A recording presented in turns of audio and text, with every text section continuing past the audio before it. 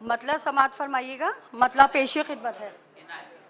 मेरी पेशानी पे एक चांद खिला रहने दे, मेरी पेशानी पे एक चांद खिला रहने दे, गोरे हाथों में अभी रंगे हिना रहने दे,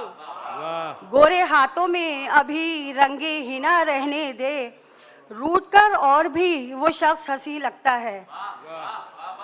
रूठ कर और भी वो शख्स हंसी लगता है, और कुछ देर उसे मुझसे खफा रहने दे, और कुछ देर उसे मुझसे खफा रहने दे,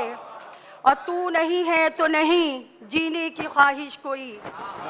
तू नहीं है तो नहीं जीने की ख्वाहिश कोई, जहर देना है तो दे दे ये दवा रहने दे, अच्छा है जहर देना है तो दे दे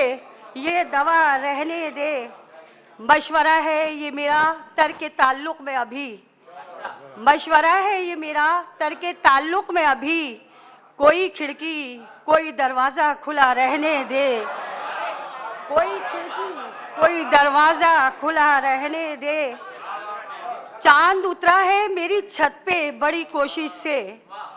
चांद उतरा है मेरी छत पे बड़ी कोशिश से,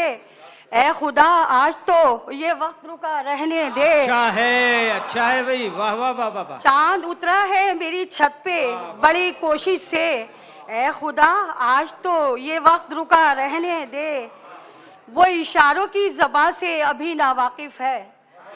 वो इशारों की ज़बान से अभी नावाकिफ है, अपनी सीमा में मुझे जाने अदा रहने दे,